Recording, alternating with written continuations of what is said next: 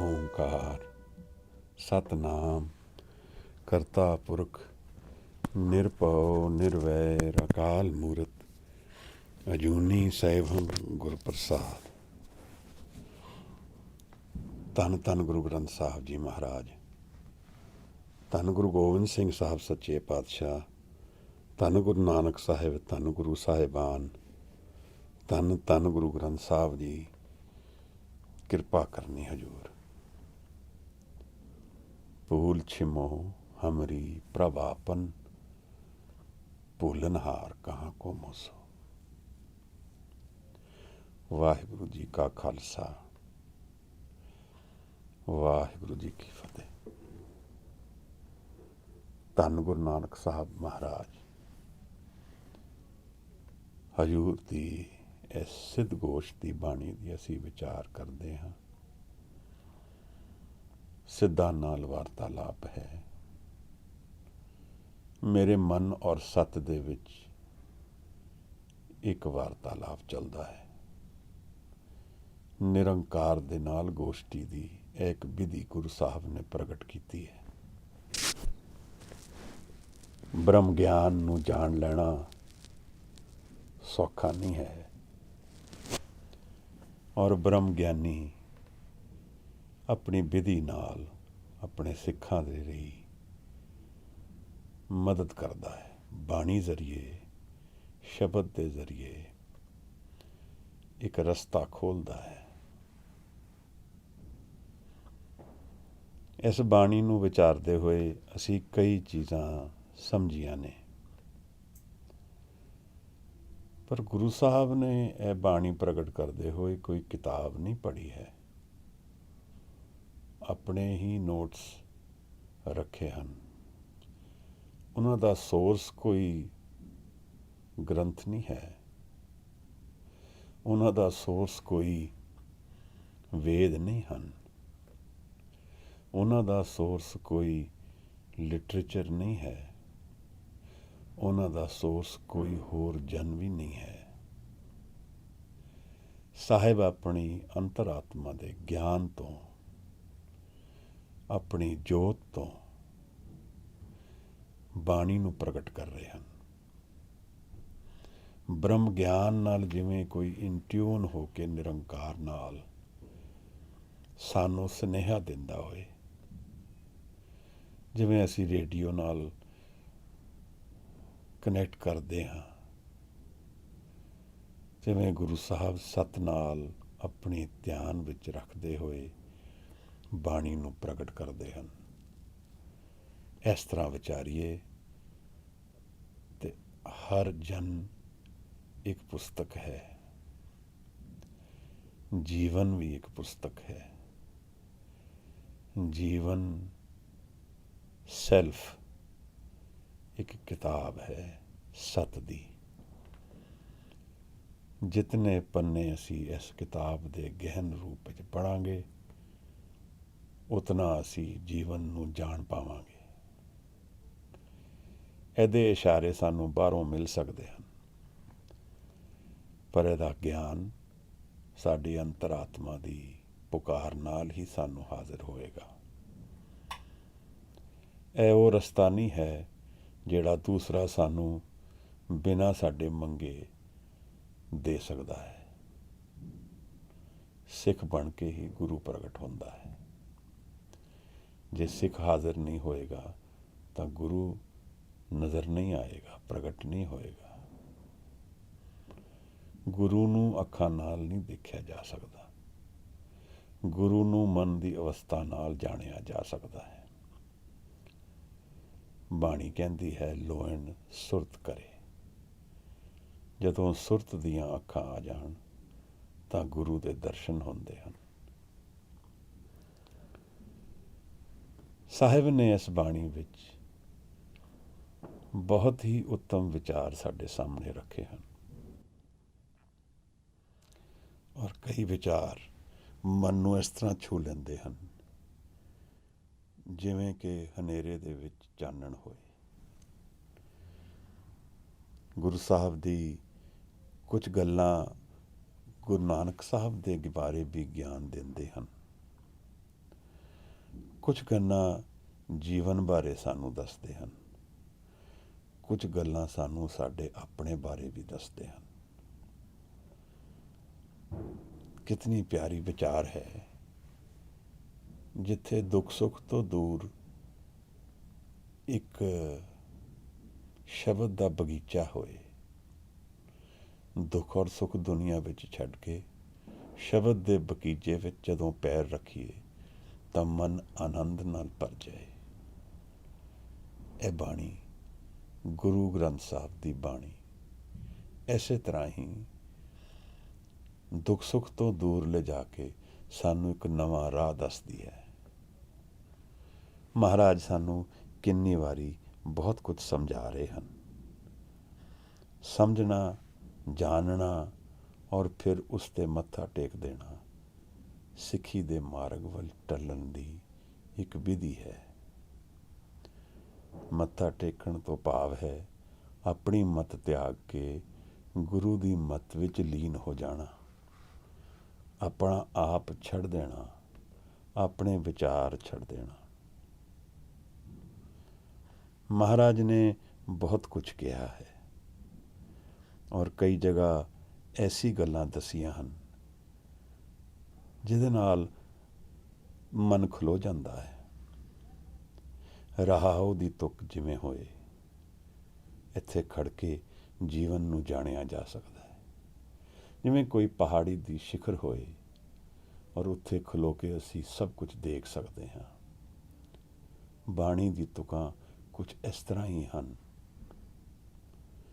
ਜਦੋਂ ਉਹਨਾਂ ਵਿੱਚ ਉਤਰਦੇ ਹਾਂ ਤਾਂ ਜੀਵਨ ਇਸ ਤਰ੍ਹਾਂ ਦਿਖਦਾ ਹੈ ਜਿਵੇਂ ਪਹਾੜੀ 'ਤੇ ਖੜੇ ਹੋ ਕੇ ਅਸੀਂ ਸਾਰੀ ਦੁਨੀਆ ਨੂੰ ਦੇਖ ਲੈਂਦੇ ਹਾਂ।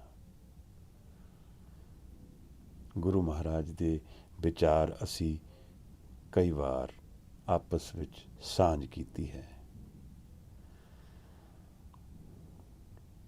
ਅੰਤਰ ਸ਼ਬਦ ਨਿਰੰਤਰ ਮੁਦਰਾ, ਹਉਮੈ ਮਮਤਾ ਦੂਰ ਕਰੀ। ਮਹਾਰਾਜ ਕੀ ਕੁਝ ਦੱਸਦੇ ਹਨ। ਕਿਵੇਂ ਜੀਵਨ ਹਾਟੀ ਬਾਟੀ, ਨੀਂਦ ਨਾ ਆਵੇ ਪਰ ਘਰ ਚਿੱਤ ਨਾ ਡੋਲਾਈ। ਇਹ ਕਿਹੋ ਜਿਹਾ ਬਚਨ ਹੈ। ਪਰਾਏ ਦੇ ਘਰ ਤੋਂ ਮੇਰਾ ਮਨ ਨਹੀਂ ਲਲਚਾਉਂਦਾ ਹੈ। ਅੰਤਰ ਤੋਂ ਹੀ ਮੈਂ ਪ੍ਰੇਮ ਲੱਭ ਲੈਂਦਾ ਹਾਂ, ਅੰਤਰ ਤੋਂ ਹੀ ਇੰਸਪੀਰੇਸ਼ਨ ਲੱਭ ਲੈਂਦਾ ਹਾਂ, ਅੰਤਰ ਤੋਂ ਹੀ ਗਿਆਨ ਲੱਭ ਲੈਂਦਾ ਹਾਂ। ਅੰਤਰ ਤੋਂ ਜੁੜਨ ਦਾ ਰਸਤਾ ਮੈਨੂੰ ਮਿਲ ਗਿਆ ਹੋਏ। ਜਿਵੇਂ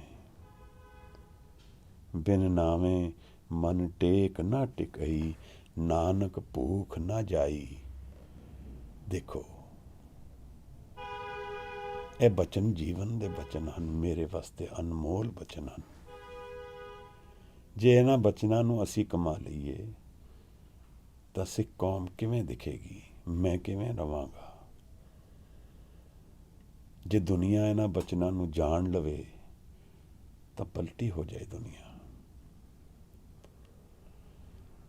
ਕਾਰਨ ਇਹਦਾ ਅਸੀਂ ਦੇਖਦੇ ਹਾਂ ਕਿ ਮਨ ਦੀ ਭਟਕਣ ਕਰਕੇ ਅੱਜ ਦੁਨੀਆ ਭਟਕੀ ਹੋਈ ਹੈ। ਮਨ ਦੀ ਭਟਕਣ ਕਰਕੇ ਅੱਜ ਦੁਨੀਆ ਨੂੰ ਸੱਤ ਦਾ ਗਿਆਨ ਨਹੀਂ ਹੈ, ਆਪਣਾ ਹੀ ਗਿਆਨ ਨਹੀਂ ਹੈ।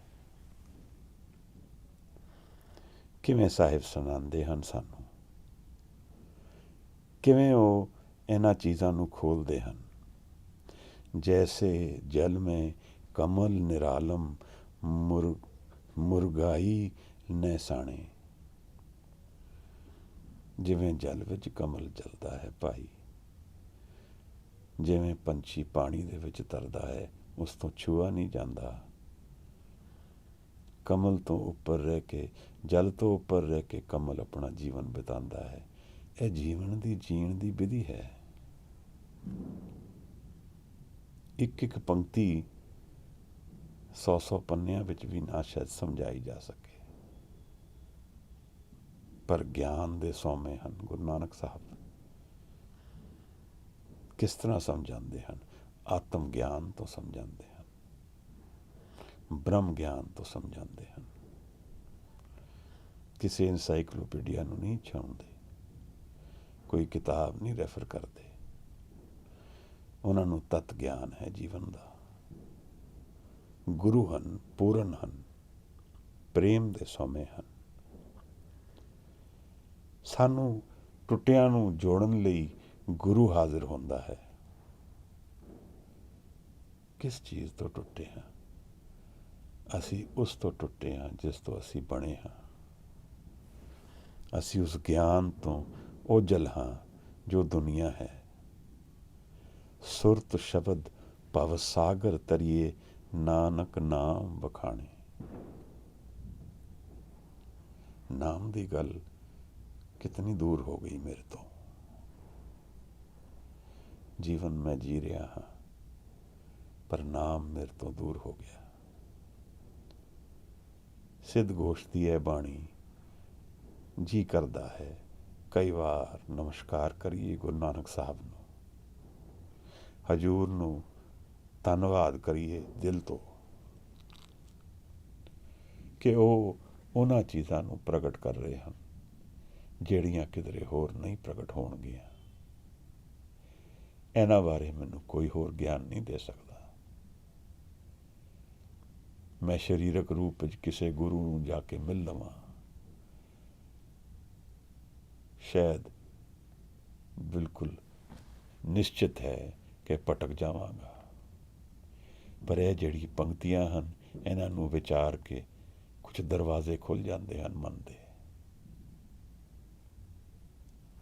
ਇਹਨਾਂ ਪੰਕਤੀਆਂ ਨਾਲ ਗੁਰੂ ਨਾਨਕ ਸਾਹਿਬ ਨਾਲ ਮਿਲਣ ਹੋ ਜਾਂਦਾ ਹੈ। ਹਿਰਦੇ ਭਰ ਜਾਂਦਾ ਹੈ ਇਸੇ ਗਿਆਨ ਨਾਲ ਜੋ ਗੁਰੂ ਸਾਨੂੰ ਬਖਸ਼ ਰਹੇ ਹਨ। ਜੀਵਨ ਸਮਝ ਆਉਣਾ ਸ਼ੁਰੂ ਹੋ ਜਾਂਦਾ ਹੈ। ਮੇਰੀ ਆਪਣੀਆਂ ਉਲਝਣਾਂ, ਇਹ ਤਾਣਾ ਬਾਣਾ ਜਿਹਦੇ ਵਿੱਚ ਮੈਂ ਫਸਿਆ ਹਾਂ, ਇਹਨਾਂ ਦਾ ਹੱਲ ਦਿਖਣਾ ਸ਼ੁਰੂ ਹੋ ਜਾਂਦਾ ਹੈ। ਬਾਣੀ ਇਸ ਤਰ੍ਹਾਂ ਭਾਵ ਵਿੱਚ ਜੋਤ ਹੈ। ਸ਼ਬਦ ਜੋਤ ਹੈ ਹਨੇਰੇ ਵਿੱਚ, ਗਿਆਨ ਹੈ ਅਗਿਆਨਤਾ ਵਿੱਚ। ਰਹਾਉ ਦੀ ਤੁਕ ਸਾਹਿਬ ਨੇ ਸਾਨੂੰ ਪਹਿਲਾਂ ਹੀ ਦਿੱਤੀ ਹੈ। ਵਿਧੀਆਂ ਦੱਸੀਆਂ ਹਨ ਕਿਵੇਂ ਸਾਗਰ ਨੂੰ ਦੁਨੀਆ ਨੂੰ ਕਿਵੇਂ ਤਰਨਾ ਹੈ, ਕਿਵੇਂ ਗੁਰਮੁਖ ਆਪਣੇ ਆਪ ਨੂੰ ਜਾਣ ਲੈਂਦਾ ਹੈ। ਗੁਰਮੁਖ ਬੂਝੇ ਆਪ ਪਛਾਣੇ, ਸਾਚੇ ਸੱਚ ਸਮਾਏ। ਅਸੀਂ ਸਾਰੇ ਇੱਥੇ ਜੀਵਨ ਵਿੱਚ ਜੀ ਰਹੇ ਹਾਂ। ਕੁਝ ਸਮੇਂ ਦਾ ਜੀਵਨ ਹੈ। ਕਿੰਨਾ ਸਮਾਂ ਹੈ ਕਿਸੇ ਨੂੰ ਨਹੀਂ ਪਤਾ ਹੈ। ਪਰ ਇਸ ਜੀਵਨ ਨੂੰ ਜੀਂਦੇ ਹੋਏ ਅਸੀਂ ਅਗਰ ਜੀਵਨ ਤੱਕ ਸੀਮਤ ਰਹਿ ਗਏ ਤਾਂ ਜੀਵਨ ਦੇ ਨਾਲ ਹੀ ਅਸੀਂ ਮੁੱਕ ਜਾਵਾਂਗੇ। ਇਹ ਜਨਮ ਸਰੀਰ ਦਾ ਜ਼ਿਆਦਾ ਲੱਗਦਾ ਹੈ ਔਰ ਇਹਦੇ ਵਿੱਚ ਸਾਡਾ ਹੰਕਾਰ ਇੱਕ ਵਿਧੀ ਹੈ ਜਿਹੜੀ ਸਾਨੂੰ ਫਸਾ ਦਿੰਦੀ ਹੈ ਇਸ ਚੱਕਰ 'ਚ। ਪਰ ਅਗਰ ਅਸੀਂ ਗੁਰਮੁਖ ਦੇ ਮਾਰਗ ਨੂੰ ਜਾਣ ਲਿਆ, ਅਸੀਂ ਅਗਰ ਜੀਵਨ ਨੂੰ ਬੁੱਝ ਲਿਆ, ਗੁਰਮੁਖ ਬੂਝੇ ਆਪ ਪਛਾਣੇ, ਤਾਂ ਅਸੀਂ ਜਾਣ ਲਵਾਂਗੇ ਕਿ ਇਹ ਜਿਹੜਾ ਪਿੰਡ ਹੈ ਇਹ ਕਿਵੇਂ ਬ੍ਰਹਮੰਡ ਦੀ ਤਰ੍ਹਾਂ ਹੈ। ਜਿਉਂ ਬ੍ਰਹਮੰਡੇ ਸੋਈ ਪਿੰਡੇ। ਅਸੀਂ ਇਸ ਨੂੰ ਜਾਣ ਕੇ ਫਿਰ ਇਹਨਾਂ ਚੀਜ਼ਾਂ ਤੋਂ, ਇਸ ਜੀਵਨ ਤੋਂ ਆਜ਼ਾਦ ਹੋ ਜਾਵਾਂਗੇ। ਜੀਵਨ ਦਾ ਚੰਗਾ ਮਾੜਾ, ਦੁੱਖ ਸੁੱਖ ਇੱਕ ਸਮੇਂ ਦੇ ਅੰਦਰ ਹੈ। ਜਿਵੇਂ ਅਸੀਂ ਕੋਈ ਕਿਤਾਬ ਪੜ੍ਹੀਏ, ਉਹਦਾ ਇੱਕ ਚੈਪਟਰ ਸੁਖੀ ਹੈ, ਇੱਕ ਦੁਖੀ ਹੈ। ਅਸੀਂ ਦੋਨੋਂ ਨੂੰ ਪੜ੍ਹ ਲਿਆ, ਪਰ ਜਦੋਂ ਕਿਤਾਬ ਮੁੱਕੇਗੀ ਤਾਂ ਉਸ ਦੇ ਨਾਲ ਉਹ ਐਕਸਪੀਰੀਅੰਸ ਵੀ ਮੁੱਕ ਜਾਏਗਾ। ਇਸ ਤਰ੍ਹਾਂ ਜੀਵਨ ਹੈ। ਅਸੀਂ ਕੁਝ ਚਿਰ ਲਈ ਇਸ ਜੀਵਨ ਨਾਲ ਜੁੜੇ ਹਾਂ ਔਰ ਅਸੀਂ ਇਸ ਜੁੜਨ ਨਾਲ ਦੋ ਤਰ੍ਹਾਂ ਜੀਵਨ ਜੀ ਸਕਦੇ ਹਾਂ। ਇੱਕ, ਅਸੀਂ ਅੰਤਰ ਦੇ ਗਿਆਨ ਨੂੰ ਜਾਣ ਲਈਏ ਤਾਂ ਫਿਰ ਉਹ ਜਿਹੜਾ ਪੁਸਤਕ ਪੜ੍ਹਨਾ ਹੋਇਆ ਉਹ ਅਨਮੋਲ ਹੋ ਜਾਏਗਾ। ਉਹ ਜੀਵਨ ਦੇ ਤੱਤ ਨੂੰ ਖੋਲ ਦੇਗਾ। ਫਿਰ ਉਹ ਪੁਸਤਕ ਨੂੰ ਪੜ੍ਹਨਾ ਜੀਵਨ ਦੀ ਡਿਸਕਵਰੀ ਹੋ ਜਾਏਗਾ। ਅਸੀਂ ਜਾਣ ਲਵਾਂਗੇ ਜੀਵਨ ਹੈ ਕੀ। ਅਸੀਂ ਜਾਣ ਲਵਾਂਗੇ ਕਿ ਆਵਾਗਮਨ ਕੁਛ ਨਹੀਂ ਹੈ। ਟਾਈਮ, ਸਪੇਸ ਔਰ ਕੌਜ਼, ਇਹ 3 ਡਾਇਮੈਂਸ਼ਨਸ ਹਨ ਜਿਹੜੀਆਂ ਸਾਨੂੰ ਬਾਈਂਡ ਕਰਦੀਆਂ ਹਨ ਔਰ ਜਿਹੜੀ ਜੀਵਨ ਨੂੰ ਡਿਫਾਈਨ ਕਰਦੀਆਂ ਹਨ। ਇਹਨਾਂ ਤਿੰਨਾਂ ਤੋਂ ਮੁਕਤ ਹੋ ਜਾਵਾਂਗੇ।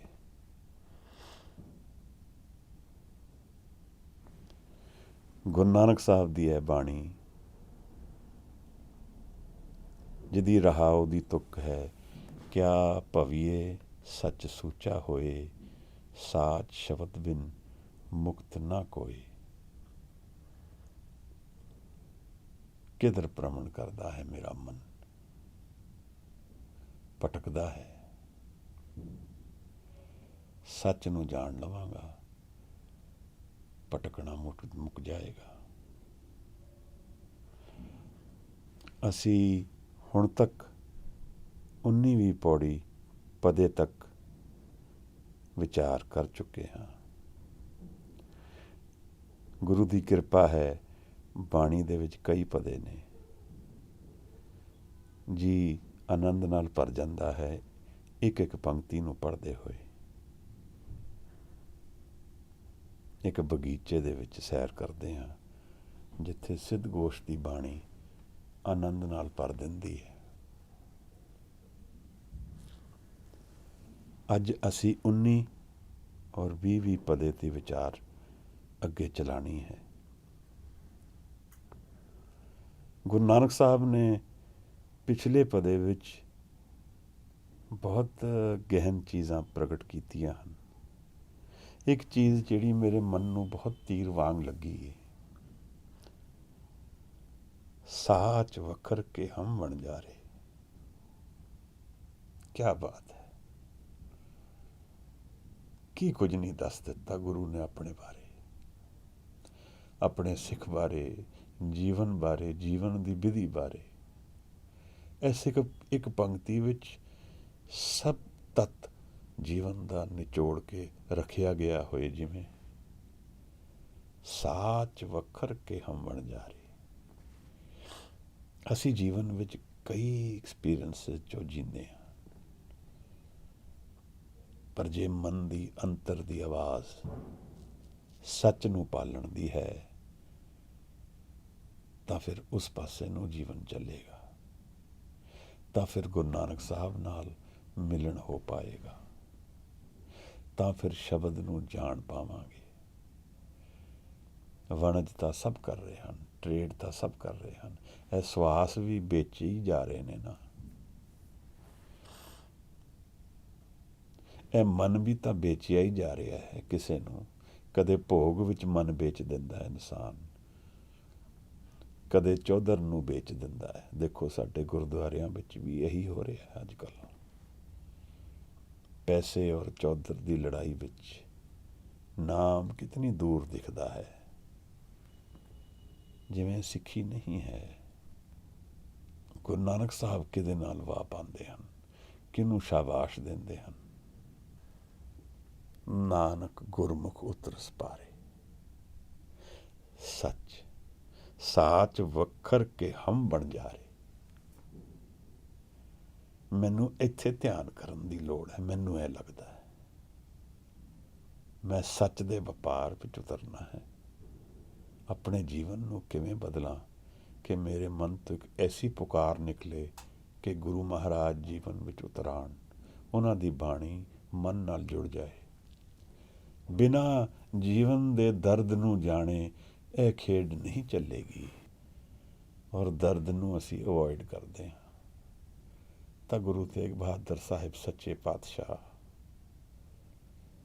ਕਹਿੰਦੇ ਹਨ ਸਾਨੂੰ, ਦੁੱਖ ਸੁੱਖ ਕੋ ਤੁਮ ਸਮ ਕਰ ਜਾਣੇ।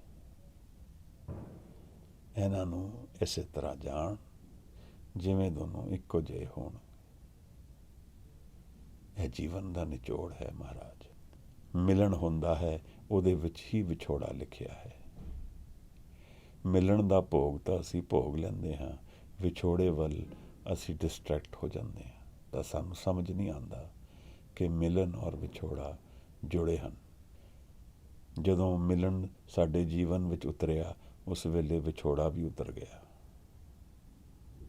ਦੋਨੋਂ ਇਕੱਠੇ ਹੀ ਆਏ ਹਨ।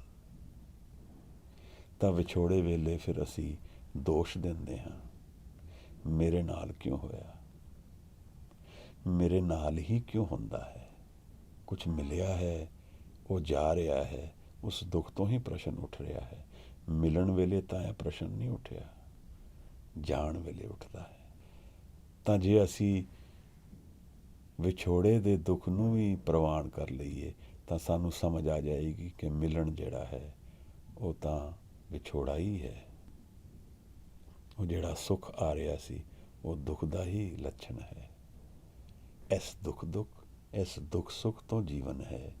ਇਸ ਤੋਂ ਪਾਰ ਆਨੰਦ ਔਰ ਸ਼ਬਦ ਦੀ ਇੱਕ ਬੜੀ ਵੱਡੀ ਅਪਾਰ ਸਦਾ ਲਈ ਬਸਦੀ ਹੋਈ ਇੱਕ ਸ਼ਹਿਰ ਹੈ, ਬੇਗਮਪੁਰਾ। ਆਓ ਅੱਜ ਦੀ ਬਾਣੀਆਂ ਦੀ ਵਿਚਾਰ ਕਰੀਏ। ਕੋਈ ਵੀਰ ਇਹਨਾਂ ਦੋਨਾਂ ਪਦਿਆਂ ਨੂੰ ਪੜ੍ਹ ਦੇਣ ਤਾਂ ਅੱਗੇ ਚੱਲੀਏ। ਕਿਆ ਭਵੀਐ ਸੱਚ ਸੂਚਾ ਹੋਏ, ਸਾਚ ਸ਼ਬਦ ਬਿਨ ਮੁਕਤ ਨਾ ਕੋਏ।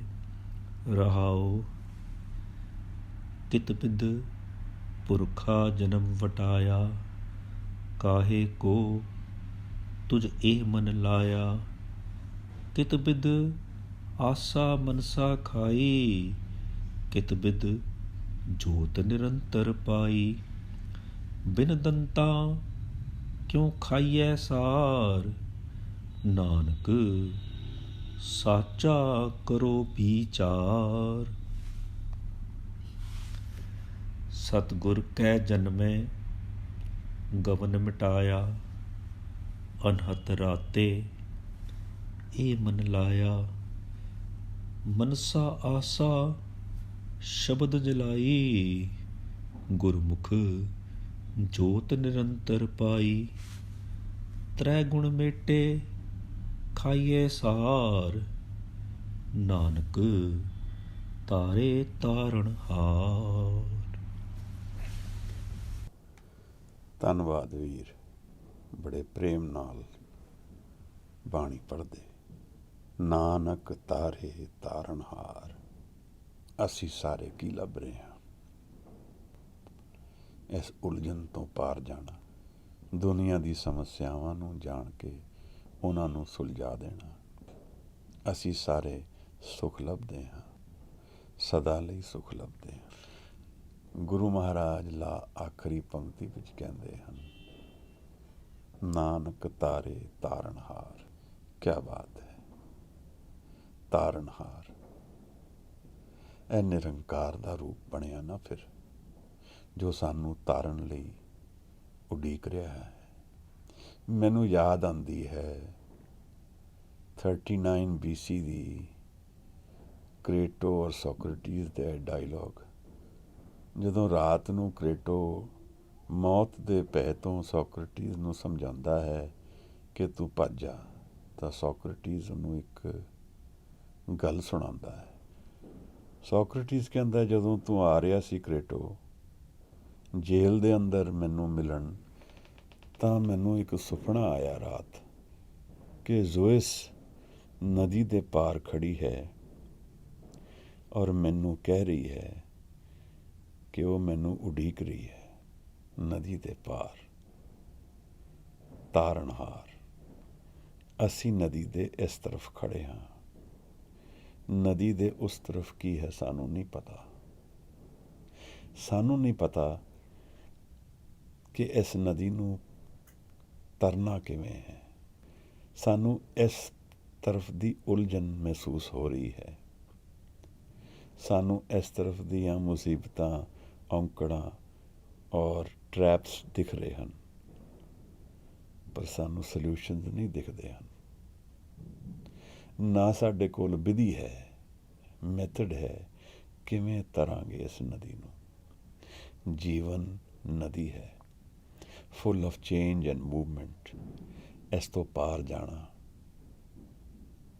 ਅੰਤਰ ਦੇ ਗਿਆਨ ਨੂੰ ਜਾਣ ਲੈਣਾ ਹੈ, ਜੀਵਨ ਤੋਂ ਮੁਕਤ ਹੋ ਜਾਣਾ ਹੈ, ਮੂਵਮੈਂਟ ਤੋਂ ਮੁਕਤ ਹੋ ਜਾਣਾ ਹੈ, ਚੇਂਜ ਤੋਂ ਮੁਕਤ ਹੋ ਜਾਣਾ ਹੈ, ਸਮੇਂ ਤੋਂ ਪਾਰ ਜਾ ਕੇ ਸਦਾ ਲਈ ਹੋ ਜਾਣਾ ਹੈ। ਗੁਰੂ ਸਾਹਿਬ ਸਾਨੂੰ ਦੱਸ ਰਹੇ ਹਨ ਕਿ ਨਿਰੰਕਾਰ ਸਾਨੂੰ ਤਾਰਨ ਲਈ ਉਡੀਕ ਰਿਹਾ ਹੈ। ਕੋਈ ਸਾਨੂੰ ਤਾਰਨ ਲਈ ਉਡੀਕੇ ਔਰ ਅਸੀਂ ਫਿਰ ਵੀ ਨਾ ਤਰ ਪਾਈਏ, ਕੀ ਕਾਰਨ ਹੈ? ਮੈਂ ਨਦੀ ਦੇ ਇਸ ਤਰਫ ਖੜਾ ਹਾਂ, ਮੈਨੂੰ ਆਪਣੇ ਤੇ ਭਰੋਸਾ ਜ਼ਿਆਦਾ ਹੈ, ਮੈਨੂੰ ਆਪਣੇ ਹੰਕਾਰ ਤੇ ਭਰੋਸਾ ਜ਼ਿਆਦਾ ਹੈ। ਮੈਂ ਸਿਰਫ ਆਪਣੇ ਹੰਕਾਰ ਨੂੰ ਜਾਣਦਾ ਹਾਂ, ਔਰ ਮੈਂ ਹੰਕਾਰ ਨੂੰ ਨਹੀਂ ਛੱਡਦਾ ਤਾਂ ਮੈਂ ਨਿਰੰਕਾਰ ਦੀ ਬਾਂਹ ਨਹੀਂ ਪਕੜਦਾ, ਪਾਰ ਨਹੀਂ ਜਾਂਦਾ। ਜਿਵੇਂ ਬੱਚਾ ਆਪਣੇ ਪਿਤਾ ਜਾਂ ਮਾਤਾ ਨੂੰ ਪੂਰੀ ਤਰ੍ਹਾਂ ਟਰਸਟ ਕਰਦਾ ਹੋਏ ਸਭ ਕੁਝ ਛੱਡ ਦਿੰਦਾ ਹੈ, ਜਿਸ ਤਰ੍ਹਾਂ ਤੁਸੀਂ ਚਾਹੋ ਉਧਰ ਲੈ ਜਾਂਦਾ ਹੈ। ਉਹਦੇ 'ਚ ਹੰਕਾਰ ਨਹੀਂ ਹੈ, ਉਹ ਤਾਂ ਤਿਆਰ ਹੈ, ਰਾਜ਼ੀ ਹੈ, ਜਿਵੇਂ ਬਣਾਉਣਾ ਚਾਹੋ ਉਵੇਂ ਬਣਾ ਦਿਓ। ਮੈਂ ਰਾਜ਼ੀ ਨਹੀਂ ਹਾਂ। ਮੈਂ ਆਪਣੇ ਹੰਕਾਰ ਦੇ ਸ਼ੈਲ ਦੇ ਵਿੱਚ, ਦੁੱਖ ਔਰ ਸੁੱਖ ਦੀ ਉਲਝਣ ਵਿੱਚ ਸਦਾ ਹੀ ਗੁੰਮਿਆ ਰਹਿੰਦਾ ਹਾਂ।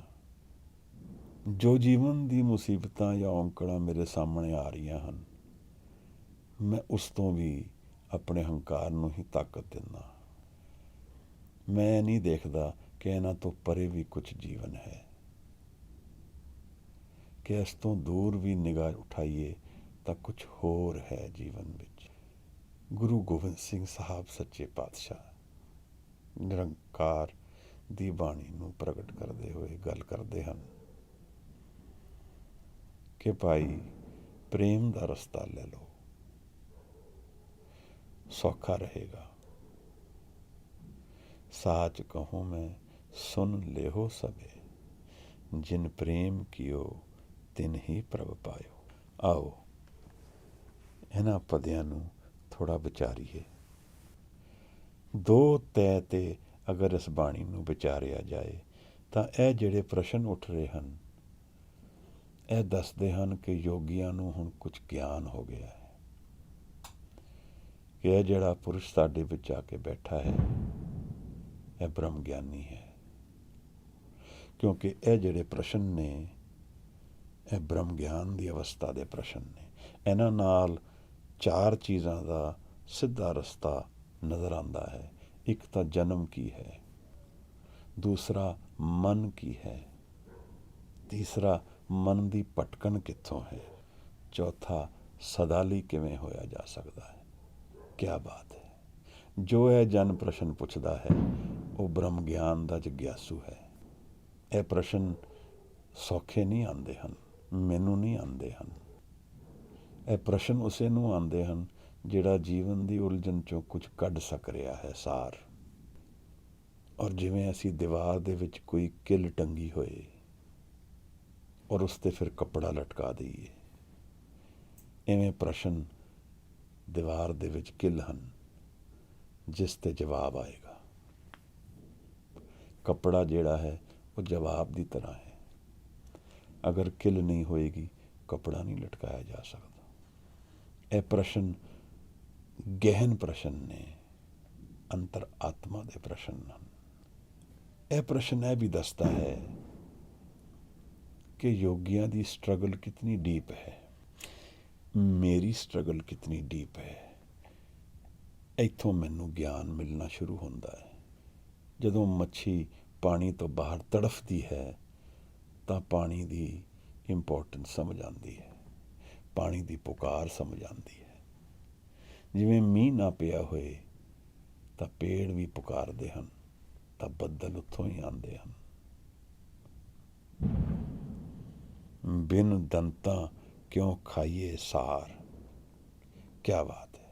ਕਿਤਨੀ ਸਟਰਗਲ ਹੈ ਜਿਸਨੇ ਇਹ ਪ੍ਰਸ਼ਨ ਪੁੱਛਿਆ ਹੈ। ਜੀਵਨ ਇਸ ਤਰ੍ਹਾਂ ਦਿਖ ਰਿਹਾ ਹੈ ਜਿਵੇਂ ਬਿਨਾਂ ਦੰਦਾਂ ਦੇ ਲਹੂ ਨੂੰ ਚਬਾ ਰਿਹਾ ਹੋਏ ਕੋਈ। ਇੰਪੋਸੀਬਲ ਜੀ ਗੱਲ ਲੱਗ ਰਹੀ ਹੈ। ਇਹ ਗੱਲ ਸਾਨੂੰ ਕੁਝ ਕਰਨਾ ਨਾ ਆਉਂਦਾ ਹੋਏ ਔਰ ਕੋਈ ਸਿਖਾ ਨਾ ਦੇ ਤਾਂ ਹਰ ਚੀਜ਼ ਇਸੇ ਤਰ੍ਹਾਂ ਦਿਖਦੀ ਹੈ ਜਿਵੇਂ ਇਹ ਹੋ ਨਹੀਂ ਸਕੇਗੀ। ਮੈਨੂੰ ਗੱਡੀ ਚਲਾਉਣੀ ਨਾ ਆਉਂਦੀ ਹੋਏ, ਕੋਈ ਸਿਖਾਏ ਨਾ, ਤਾਂ ਕਿਵੇਂ ਚਲਾ ਲਾਂਗਾ। ਯੋਗੀਆਂ ਕੋਲ ਵਿਧੀ ਨਹੀਂ ਹੈ, ਉਹਨਾਂ ਨੂੰ ਸਮਝ ਨਹੀਂ ਆ ਰਹੀ, ਤੜਫ ਜ਼ਰੂਰ ਹੈ। ਇਹ ਤੜਫ ਦੀ ਨਿਸ਼ਾਨੀ ਹੈ ਨਾ। ਬਿਨ ਦੰਤਾਂ ਕਿਉਂ ਖਾਈਏ ਸਾਰ, ਬਿਨਾਂ ਦੰਦਾਂ ਦੇ ਕਿਵੇਂ ਖਾ ਲਵਾਂਗੇ। ਆਓ ਕਿਉ ਬਿਦ ਪੁਰਖਾ ਜਨਮ ਵਟਾਇਆ। ਇਹ ਪੁਰਖਾ ਤੁਸੀਂ ਕਿਸ ਤਰ੍ਹਾਂ ਜਨਮ ਨੂੰ ਆਪਣਾ ਤਬਦੀਲ ਕਰ ਲਿਆ। ਇਹ ਮਨੁੱਖੀ ਜੀਵਨ ਸੀ, ਇਹਨੂੰ ਅਧਿਆਤਮਕ ਕਿਵੇਂ ਬਣਾ ਲਿਆ। ਇਹ ਹੁਣ ਦੱਸਦਾ ਹੈ ਜਨਮ ਚੀਜ਼ ਕੀ ਹੈ। ਇਹ ਪ੍ਰਸ਼ਨ ਹੈ, ਕਿਤ ਬਿਦ, ਕਿਹੜੀ ਵਿਧੀ ਨਾਲ ਤੁਸੀਂ ਜਨਮ ਨੂੰ ਵਟਾ ਲਿਆ ਹੈ, ਜਨਮ ਨੂੰ ਬਦਲ ਲਿਆ ਹੈ, ਜਨਮ ਨੂੰ ਪਲਟ ਲਿਆ ਹੈ। ਇਹ ਦੁੱਖ ਸੁੱਖ ਤੋਂ ਪਾਰ ਕਿਵੇਂ ਚਲੇ ਗਏ ਹੋ।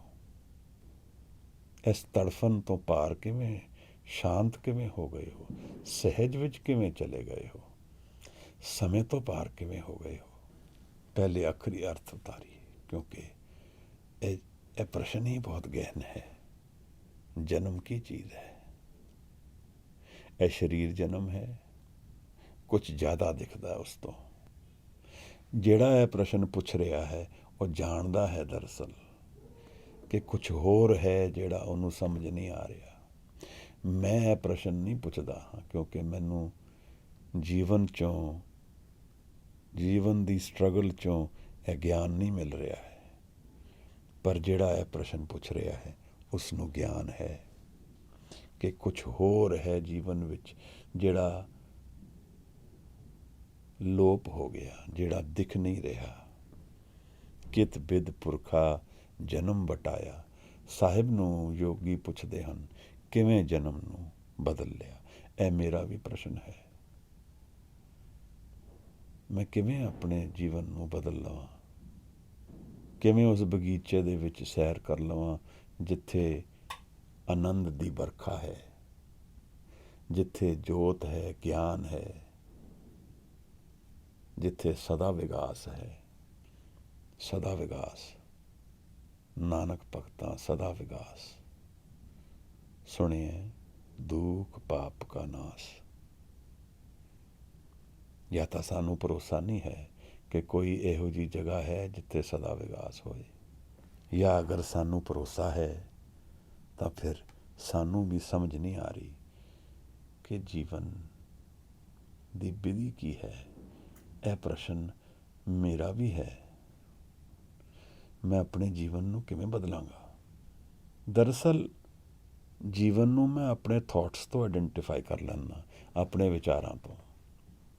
ਔਰ ਵਿਚਾਰ ਉਹ ਨੇ ਜਿਹੜੇ ਸੰਸਕਾਰ ਤੋਂ ਚੱਲ ਰਹੇ ਹਨ। ਸੰਸਕਾਰ ਯਾਨੀ ਜਿਹੜੀ ਚੀਜ਼ ਬਾਰ-ਬਾਰ ਸੋਚੀ ਜਾਏ, ਜਿੱਥੇ ਬਾਰ-ਬਾਰ ਮੈਂ ਫਸਦਾ ਹੋਵਾਂ, ਉੱਥੇ ਹੀ ਮੈਂ ਬਾਰ-ਬਾਰ ਪਹੁੰਚਦਾ ਜਾਵਾਂਗਾ। ਜੇ ਮੈਂ ਕ੍ਰੋਧ ਹੋਣ ਵਿੱਚ ਇੱਕ ਵਾਰ ਸਰਕਿਟ ਆਪਣਾ ਬਣਾ ਲਿਆ ਕਿ ਕ੍ਰੋਧਿਤ ਹੋ ਜਾਂਦਾ, ਤੇ ਬਾਰ-ਬਾਰ ਕ੍ਰੋਧ ਵਿੱਚ ਹੀ ਜਾਵਾਂਗਾ। ਇਹ ਮਨ ਦੀ ਵਿਧੀਆਂ ਨੇ। ਮਨ ਇੱਕ ਜਾਲ ਦੀ ਤਰ੍ਹਾਂ ਹੈ ਜਿਹੜਾ ਸਾਨੂੰ ਵਰਤਣਾ ਹੈ ਜੀਵਨ ਨੂੰ ਜਾਣਨ ਲਈ, ਜੀਵਨ ਦੇ ਤੱਤ ਗਿਆਨ ਨੂੰ ਜਾਣਨ ਲਈ। ਇਸ ਮਨ ਦੇ ਜਾਲ ਨੂੰ ਫੈਲਾ ਕੇ ਜੀਵਨ ਦੇ ਤੱਤ ਨੂੰ ਪਕੜਨਾ ਹੈ। ਪਰ ਇਹਦੇ ਵਿੱਚ ਅਸੀਂ ਆਪ ਪਕੜੇ ਜਾਂਦੇ ਹਾਂ ਕਿਉਂਕਿ ਅਸੀਂ ਵਿਚਾਰ ਤੋਂ ਕਦੇ ਮੁਕਤ ਨਹੀਂ ਹੁੰਦੇ ਔਰ ਸਾਡਾ ਵਿਚਾਰ ਹੀ ਸਾਡਾ ਜਾਲ ਬਣ ਜਾਂਦੇ ਹਨ। ਅਸੀਂ ਜਾਣ ਹੀ ਨਹੀਂ ਪਾਉਂਦੇ ਮੈਂ ਕੀ ਹਾਂ। ਅਸੀਂ ਇਹ ਦੇਖਦੇ ਹਾਂ ਕਿ ਮੈਂ ਵਿਚਾਰ ਹਾਂ ਔਰ ਉੱਥੇ ਹੀ ਅਸੀਂ ਫਸ ਜਾਂਦੇ ਹਾਂ। ਕਿਸੇ ਕਾਮੁਕ ਸਮੇਂ ਵਿੱਚ ਕਿਸੇ ਨੂੰ ਕਾਮੁਕਤਾ ਦਾ ਵਿਚਾਰ ਆਇਆ, ਉਸਨੇ ਹੁਣ ਇਹ ਵਿਚਾਰ ਤੈਅ ਕਰ ਲਿਆ ਕਿ ਮੈਂ ਕਾਮੁਕ ਜਨ ਹਾਂ। ਹੁਣ ਕਾਮੁਕਤਾ ਦਾ ਜਦੋਂ ਵਿਚਾਰ ਉੱਠੇਗਾ ਉਸ ਨੂੰ ਫਟਾਫਟ ਪਕੜ ਲਏਗਾ, ਕਿਉਂਕਿ ਇਹ ਆਲਰੇਡੀ ਕਨਵਿੰਸ ਹੋ ਚੁੱਕਿਆ ਹੈ। ਪਰ ਮਨ ਦੇ ਵਿੱਚ ਕਈ ਤੈਆਂ ਹੈਗੀਆਂ, ਅਸੀਂ ਉਹਨਾਂ ਨੂੰ ਨਹੀਂ ਜਾਣਦੇ। ਔਰ ਆਤਮ ਗਿਆਨ ਦਾ ਇਹੀ ਇੱਕ ਵਿਧੀ ਹੈ ਕਿ ਮਨ ਦੀ ਪਰਤਾਂ ਨੂੰ ਖੋਲੀਏ। ਇਹਦਾ ਰਸਤਾ ਹੈ ਹਨੇਰੇ ਵਿੱਚ ਦੀਪਕ ਜਲਾਣਾ। ਭਗਤ ਕਬੀਰ ਦਾ ਬੜਾ ਪਿਆਰਾ ਸ਼ਬਦ ਹੈ, ਅੰਧਿਆਰੇ ਦੀਪਕ ਜਈਏ, ਇੱਕ ਵਸਤ ਅਗੋਚਰ ਲਈਏ। ਨਾਮ ਦਾ ਦੀਵਾ ਹੈ, ਔਰ ਨਾਮ ਮੇਰੇ ਪ੍ਰੇਮ ਨਾਲ ਵਾਸਤਾ ਰੱਖਦਾ ਹੈ। ਕਿਤ ਬਿਤ ਪੁਰਖਾ ਜਨਮ ਬਿਟਾਇਆ। ਮੈਂ ਜਨਮ ਨੂੰ ਕਿਵੇਂ ਪਲਟ ਸਕਦਾ ਹਾਂ? ਮੈਂ ਕਿਵੇਂ ਜਨਮ ਨੂੰ ਦੁੱਖ ਔਰ ਸੁੱਖ ਤੋਂ ਮੁਕਤ ਕਰ ਸਕਦਾ ਹਾਂ? ਮੈਂ ਕਿਵੇਂ ਜਨਮ ਨੂੰ ਜੀਵਨ ਤੋਂ ਆਜ਼ਾਦ ਕਰ ਸਕਦਾ ਹਾਂ, ਸਾਰੇ ਐਕਸਪੀਰੀਅੰਸਿਸ ਤੋਂ ਆਜ਼ਾਦ ਕਰ ਸਕਦਾ? ਇਹਦਾ ਕੋਈ ਐਕਸਪੀਰੀਅੰਸ ਇਹਨੂੰ ਚੇਂਜ ਨਹੀਂ ਕਰੇਗਾ। ਅੰਗੁਲੀਮਾਲ ਦੀ ਗੌਤਮ ਬੁੱਧ ਦੀ ਕਥਾ ਹੈ, ਆਪ ਸਾਰੇ ਜਾਣਦੇ ਹੋਗੇ, ਬਚਪਨ ਵਿੱਚ ਪੜ੍ਹੀ ਸੀ। ਅੰਗੁਲੀਮਾਲ ਲੋਕਾਂ ਦੀ ਹੱਤਿਆ ਕਰਕੇ ਉਹਨਾਂ ਦੀ ਉਂਗਲੀਆਂ ਦਾ ਹਾਰ ਬਣਾ ਕੇ ਗਲੇ 'ਚ ਘੁੰਮਦਾ ਸੀ, ਜੰਗਲ 'ਚ ਰਹਿੰਦਾ ਸੀ। ਗੌਤਮ ਬੁੱਧ ਉੱਥੇ ਜਾ ਕੇ ਉਸਦੇ ਆਮਣੇ ਸਾਹਮਣੇ ਹੋ ਗਏ, ਵਿਚਾਰ ਵਟਾਂਦਰਾ ਹੋਇਆ। ਅੰਗੁਲੀਮਾਲ ਇੱਕ ਹਥਿਆਰਾ ਆਦਮੀ ਸੰਤ ਬਣ ਗਿਆ। ਕਿਵੇਂ ਹੋ ਸਕਦਾ? ਕਿਉਂਕਿ ਮਨ ਦਾ ਇੱਕ ਪਹਿਲੂ ਹੈ ਜਿਹੜਾ ਇਸ ਸਾਰੇ ਕਰਮਾਂ ਤੋਂ ਮੁਕਤ ਹੈ। ਉਸ ਪਹਿਲੂ ਨੂੰ ਨਾਮ ਔਰ ਸ਼ਬਦ ਤੋਂ ਜਾਣਿਆ ਜਾ ਸਕਦਾ ਹੈ। ਸਿੱਖ ਕੌਮ ਵਿੱਚ ਬਾਬਾ ਬਿਧੀ ਚੰਦ ਦੀ ਕਹਾਣੀ ਵੀ ਬੜੀ ਮੰਨੀ ਹੋਈ ਹੈ। ਬਾਬਾ ਬਿਧੀ ਚੰਦ ਸੰਤ ਪੁਰਸ਼, 5ਵੇਂ ਔਰ 6ਵੇਂ ਗੁਰੂ ਦੇ ਨਾਲ ਸਾਥ ਰਿਹਾ ਹੈ। ਕਮਾਲ ਦਾ ਜੀਵਨ ਹੈ। ਗੁਰੂ ਅਰਜਨ ਸਾਹਿਬ ਦੇ ਵੇਲੇ ਸਿੱਖ ਬਣੇ ਹਨ, ਗੁਰੂ ਸਾਹਿਬ ਕੋਲ ਆਏ ਹਨ ਮਿਲਣ। ਮਨ ਨਿਹਾਲ ਹੋ ਗਿਆ ਹੈ, ਮਨ ਦਰਸ਼ਨਾਂ ਨਾਲ ਪ੍ਰੇਮ ਨਾਲ ਭਰ ਗਿਆ ਹੈ। ਗੁਰੂ ਪੁੱਛਦਾ ਹੈ, ਕੀ ਕਰਦੇ ਹੋ? ਬਾਬਾ ਬਿਧੀ ਚੰਦ ਕਹਿੰਦੇ ਹਨ, ਮੈਂ ਚੋਰੀ ਕਰਦਾ ਹਾਂ, ਮੈਂ ਚੋਰ ਹਾਂ। ਇੱਕ ਧਾੜਵੀ ਆਦਮੀ, ਇੱਕ ਚੋਰ ਆਦਮੀ ਇੱਕੋ ਵਾਰਤਾਲਾਪ ਵਿੱਚ ਕਿਵੇਂ ਸੰਤ ਬਣ ਸਕਦਾ ਹੈ? ਗੁਰੂ ਅਰਜਨ ਸਾਹਿਬ ਇੱਕ ਬਚਨ ਕਰਦੇ ਹਨ, ਪ੍ਰੇਮ ਦਾ ਭਰਿਆ ਬਚਨ ਹੈ। ਕਹਿੰਦੇ ਨੇ, ਹੁਣ ਫਿਰ ਨਾਮ ਦੀ ਚੋਰੀ ਕਰੋ। ਗੁਰੂ ਨੇ ਨਾਮ ਬਖਸ਼ ਦਿੱਤਾ, ਕਰਮ ਮਿਟਾ ਦਿੱਤੇ ਹਨ। ਕਰਮਾਂ ਤੋਂ ਮੈਨੂੰ ਆਜ਼ਾਦ ਕਰ ਦਿੱਤਾ ਹੈ, ਮੈਨੂੰ ਇੱਕ ਰਸਤਾ ਦੇ ਦਿੱਤਾ ਹੈ ਜਿਹਦੇ ਨਾਲ ਮੈਂ ਆਪਣੇ ਕਰਮਾਂ ਤੋਂ ਮੁਕਤ ਹੋ ਜਾਂਦਾ ਹਾਂ। ਬਾਬਾ ਬਿਧੀ ਚੰਦ ਪੂਰਨ ਪੁਰਸ਼ ਬ੍ਰਹਮ ਗਿਆਨੀ, ਗੁਰੂ ਹਰਗੋਬਿੰਦ ਸਾਹਿਬ ਦੇ ਨਾਲ ਬੜੀ ਕਮਾਲ ਦੀ ਕਥਾ ਹੈ ਉਹਨਾਂ ਦੇ ਜੀਵਨ ਦੀ। ਇੱਕ ਤਾੜਵੀ ਆਦਮੀ, ਗੁਰੂ ਨੂੰ ਮਿਲਣਾ ਪ੍ਰੇਮ ਨੂੰ ਮਿਲਣਾ ਹੈ, ਔਰ ਪ੍ਰੇਮ ਸਾਰੇ ਪਾਪ ਮਿਟਾ ਦਿੰਦਾ ਹੈ। ਅਗਰ ਉਹ ਪ੍ਰੇਮ ਕਿਸੇ ਵਸਤੂ, ਜਨ ਜਾਂ ਸਮੇਂ ਵਾਸਤੇ, ਅਹੁਦੇ ਵਾਸਤੇ ਨਾ ਹੋਏ, ਉਹਦੇ ਪਿੱਛੇ ਕੋਈ ਲਾਲਚ ਨਾ ਹੋਏ। Unconditional love frees us from all bondage। ਨਿਰੰਕਾਰ ਪ੍ਰੇਮ ਦਾ ਸੋਮਾ ਹੈ। ਸਾਨੂੰ ਨਦੀ ਦੇ ਉਸ ਪਾਰ ਪ੍ਰੇਮ ਉਡੀਕਦਾ ਹੈ। ਗੁਰੂ ਮਹਾਰਾਜ ਸਾਨੂੰ ਦੱਸਦੇ ਹਨ, ਨਾਨਕ ਤਾਰੇ ਤਾਰਨਹਾਰ, ਇਹ ਪ੍ਰੇਮ ਹੀ ਤੇ ਹੈ। ਕਿਦ ਪਿਦ ਪੁਰਖਾ ਜਨਮ ਵਟਾਇਆ। ਇਹ ਜਨਮ ਕਿਵੇਂ ਵਟਾਲਤਾ? ਕਿਵੇਂ? ਕੀ ਕਮਾਲ ਦਾ ਪ੍ਰਸ਼ਨ ਹੈ। ਇਹ ਜਿਹੜੀ ਪੌੜੀਆਂ ਹਨ, ਜੀ ਤਾਂ ਕਰਦਾ ਇੱਥੇ ਹੀ ਵਿਚਾਰ ਕਰਦੇ ਹੀ ਜਾਈਏ, ਇਹਨਾਂ ਵਿੱਚ ਡੁਬਕੀ ਲਗਾ ਕੇ ਮਨ ਨੂੰ ਧੋਂਦੇ ਹੀ ਰਹੀਏ। ਮਨ ਨੂੰ ਧੋਣਾ ਹੀ ਹੈ ਨਾ ਹੰਕਾਰ ਤੋਂ। ਸ਼ਬਦ ਦੀ ਵਿਚਾਰ ਦੇ ਵਿੱਚ ਮਨ ਨੂੰ ਧੋਣਾ ਹੈ। ਜਿਤਨਾ ਹੰਕਾਰ ਮਿਟਦਾ ਜਾਏਗਾ, ਉਤਨਾ ਨਿਰੰਕਾਰ ਨੇੜੇ ਆਉਂਦਾ ਜਾਏਗਾ। कितना ही गहन प्रश्न है, डीप प्रश्न है, कितना सीरियस प्रश्न है, और मेरे लिए कितनी इम्पोर्टेंस रखता है। मैं भी तो ਆ ਜਨਮ ਸਟਰਗਲ ਕਰ ਰਿਹਾ ਹਾਂ ਇਸ ਜੀਵਨ ਦੇ ਨਾਲ, ਇਹਦਾ ਹੱਲ ਲੱਭਣ ਦੀ ਕੋਸ਼ਿਸ਼ ਕਰ ਰਿਹਾ ਹਾਂ, ਨਹੀਂ ਮਿਲਦਾ ਹੈ ਮੈਨੂੰ। ਬਿਨ ਦੰਤਾਂ ਕਿਵੇਂ ਖਾਈਏ ਸਾਰ, ਜਿਵੇਂ ਲੋਹਾ ਚਬਾਣਾ ਹੋਏ, ਕੋਈ ਰਾਹ ਨਹੀਂ ਲੱਭਦਾ। ਇਹ ਮੇਰਾ ਅੱਜ ਦਾ ਹਾਲ ਹੈ। ਕਿਤ ਵਿਦ ਪੁਰਖਾ ਜਨਮ ਵਟਾਇਆ। ਜਨਮ ਕੀ ਹੈ? ਇਹਦਾ ਮਤਲਬ ਜਨਮ ਦੇ ਕਈ ਪਹਿਲੂ ਹਨ, ਕਿਉਂਕਿ ਜਨਮ ਵਟਾਇਆ, ਜਨਮ ਬਦਲੀ ਹੋਇਆ, ਇੱਕ ਜਨਮ ਤੋਂ ਦੂਜਾ ਬਣਿਆ। ਇਹ ਸਰੀਰਕ ਜਨਮ ਹੈ, ਸਰੀਰ ਨੂੰ ਮਿਲਿਆ ਹੈ, ਔਰ ਸਰੀਰ ਦੇ ਜਾਣ ਤੋਂ ਬਾਅਦ ਇਹ ਜਨਮ ਮੁੱਕ ਜਾਣਾ ਹੈ। ਪਰ ਇਹਨੂੰ ਵਟਾਵਾਂਗੇ ਕਿਵੇਂ? ਕੋਈ ਹੋਰ ਵੀ ਜਨਮ ਹੈ। ਬਾਣੀ ਦੱਸਦੀ ਹੈ ਕਿ ਜਦੋਂ ਇਹ ਮਨ ਮਰਦਾ ਹੈ ਤਾਂ ਉਹਨੂੰ ਮਨ ਜਗ ਜਾਂਦਾ ਹੈ। ਮਰਜੀਵੜਾ ਸਿੱਖੀ ਦੇ ਵਿੱਚ ਇੱਕ ਬੜੀ ਹੀ ਮੰਨੀ ਹੋਈ ਅਵਸਥਾ ਹੈ। ਜਿਹੜਾ ਜਿੰਦੇ ਜੀ ਮਰ ਗਿਆ। ਜਨਮ ਤਾਂ ਸਰੀਰ ਵਾਲਾ ਹੈ, ਫਿਰ ਕੀ ਮਰਿਆ? ਜਨਮ ਕਿਵੇਂ ਬਦਲੀ ਹੋ ਗਿਆ? ਇਹ ਜਨਮ ਮਰ ਗਿਆ, ਫਿਰ ਕਿਹੜਾ ਜਨਮ ਆਇਆ? ਮਨ ਵੇਚੇ ਸਤਿਗੁਰ ਕੇ ਪਾਸ। ਇੱਕ ਮਨ ਮਰ ਗਿਆ, ਦੂਜਾ ਜਗ ਗਿਆ। ਜੀਵਨ ਨੂੰ ਦੇਖਣ ਦਾ ਨਜ਼ਰੀਆ ਪਲਟ ਗਿਆ। ਅਧਿਆਤਮਿਕ ਜੀਵਨ ਮਿਲ ਗਿਆ, ਸਰੀਰਕ ਜੀਵਨ ਨੂੰ ਤੋਂ ਪਾਰ ਚਲੇ ਗਏ। ਕਿਵੇਂ ਹੋਏਗਾ? ਕਿਵੇਂ ਅਸੀਂ ਇਸ ਗੱਲ ਨੂੰ ਜਾਣ ਲਵਾਂਗੇ ਕਿ ਜੀਵਨ ਨੂੰ ਪਲਟਿਆ ਜਾ ਸਕਦਾ ਹੈ? ਮੇਰਾ ਜੀਵਨ ਕਿਵੇਂ ਪਲਟੇਗਾ? ਮੈਂ ਵੀ ਤੇ ਸਟਰਗਲ ਕਰ ਰਿਹਾ ਹਾਂ ਜੀਵਨ ਨੂੰ ਜਾਣਨ ਵਿੱਚ। ਕਿਤ ਬਿਦ ਪੁਰਖਾ ਜਨਮ ਵਟਾਇਆ, ਕਾਹੇ ਕੋ ਤੁਝ ਇਹ ਮਨ ਲਾਇਆ। ਇਸ ਮਨ ਨੂੰ ਕਿੱਥੇ ਲਗਾਇਆ ਹੈ ਕਿ ਮਨ ਬਦਲੀ ਹੋ ਗਿਆ ਹੈ? ਕਿਹੜੀ ਵਿਧੀ ਹੈ ਇਸ ਮਨ ਨੂੰ ਸੰਭਾਲਣ ਲਈ, ਮਨ ਨੂੰ ਕਾਬੂ ਕਰਨ ਲਈ, ਮਨ ਨੂੰ ਜਿੱਤਣ ਲਈ, ਮਨ 'ਤੇ ਅਕਸ ਪਾਉਣ ਲਈ ਕੀ ਵਿਧੀ ਹੈ? ਕਾਹੇ ਕੋ ਤੁਝ ਇਹ ਮਨ ਲਾਇਆ। ਇਹ ਮਨ ਕਿੱਥੇ ਲਗਾਇਆ ਹੈ? ਇਹਦਾ ਮਤਲਬ ਯੋਗੀਆਂ ਦਾ ਵੀ ਮਨ ਨਹੀਂ ਸੰਭਲ ਰਿਹਾ ਹੈ। ਸਰੀਰ 'ਤੇ ਰਾਖ ਮੜਨ ਨਾਲ, ਮੁੰਦਰਾ ਪਾਉਣ ਨਾਲ, ਖਿੰਥਾ ਉੜਨ ਨਾਲ ਸਾਡਾ ਵੀ ਤੇ ਮਨ ਨਹੀਂ ਬਦਲ ਰਿਹਾ।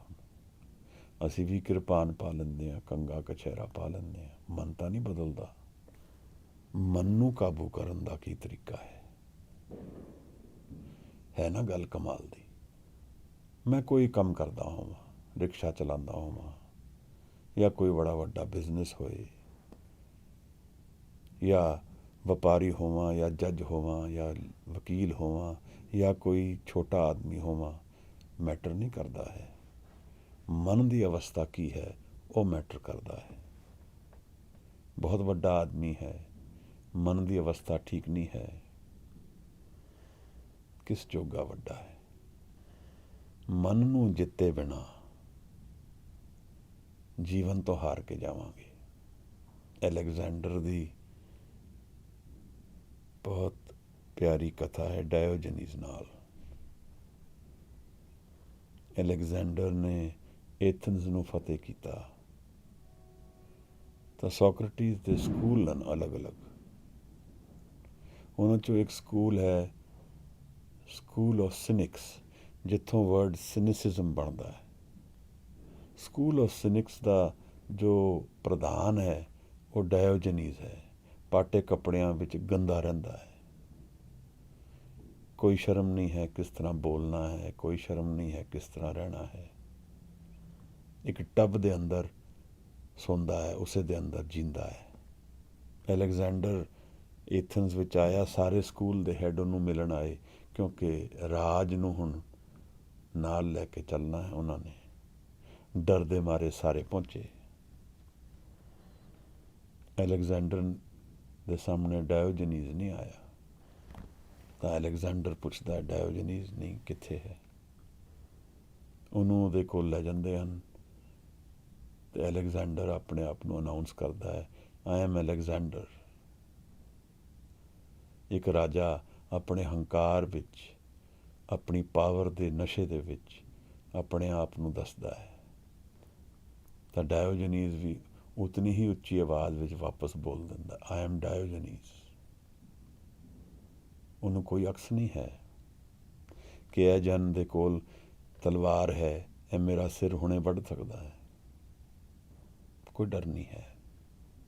ਅਲੈਗਜ਼ੈਂਡਰ ਕਹਿੰਦਾ ਹੈ, ਡਾਇਓਜਨੀਜ਼ ਮੈਂ ਰਾਜਾ ਹਾਂ, is there something I can do for you. Diogenes ਦਾ ਜਵਾਬ ਬੜਾ ਕਮਾਲ ਦਾ ਹੈ। ਉਹ ਕਹਿੰਦਾ, yes, stand away, you are blocking the sun. ਇੱਕ ਫਕੀਰ ਨੂੰ ਰਾਜਾ ਬਹੁਤ ਕੁਝ ਦੇ ਸਕਦਾ ਹੈ, ਪਰ ਫਕੀਰ ਦਾ ਉਹਦੇ ਲਈ ਕੋਈ ਮੁੱਲ ਨਹੀਂ ਹੈ। ਨਾਮ ਦੇ ਸਾਹਮਣੇ ਦੁਨੀਆ ਦੇ ਪਦਾਰਥ ਦਾ ਕੋਈ ਮੁੱਲ ਨਹੀਂ ਹੈ।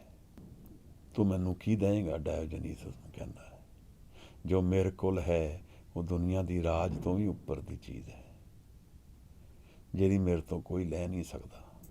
ਤਾਂ ਅਲੈਗਜ਼ੈਂਡਰ ਥੋੜ੍ਹਾ ਹਿੱਲ ਜਾਂਦਾ ਹੈ।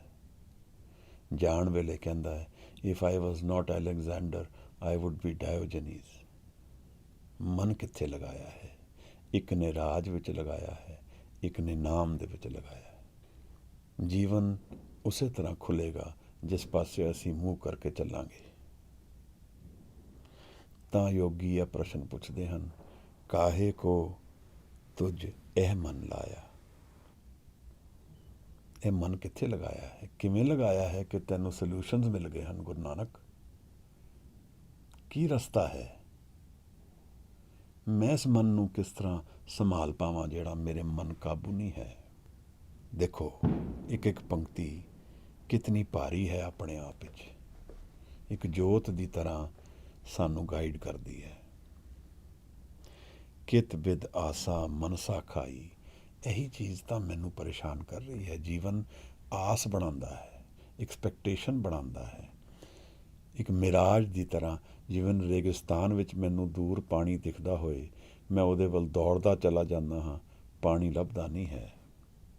ਆਸਾ ਬਣ ਗਈ ਹੈ ਮਨ ਵਿੱਚ, ਮਨ ਨੂੰ ਕਾਬੂ ਕਰ ਗਈ ਆਸਾ ਨੂੰ। ਮੇਰਾ ਮਨ ਵਿਕ ਗਿਆ ਜੀਵਨ ਦੇ ਵਿੱਚ ਹੀ। ਜਿਸਨੇ ਇਹ ਪ੍ਰਸ਼ਨ ਪੁੱਛੇ ਹਨ ਉਹ ਬ੍ਰਹਮ ਗਿਆਨ ਦੀ ਅਵਸਥਾ ਦੇ ਨੇੜੇ ਖੜਾ ਹੈ, ਲੱਗਦਾ ਮੈਨੂੰ ਇਹ ਹੈ, ਕਿਉਂਕਿ ਇਹ ਪ੍ਰਸ਼ਨ ਬਹੁਤ ਟਟੋਲ ਕੇ ਪੁੱਛੇ ਗਏ ਹਨ। ਕਿਤ ਬਿਦ, ਕਿਸ ਤਰੀਕੇ ਨਾਲ ਇਹ ਮਨ ਦੀ ਆਸਾ ਔਰ ਮਨਸਾ ਤੋਂ ਜਿੱਤਿਆ ਜਾ ਸਕਦਾ ਹੈ, ਜਿਹੜਾ ਮੈਨੂੰ ਖਰੀਦ ਚੁੱਕਿਆ ਹੈ।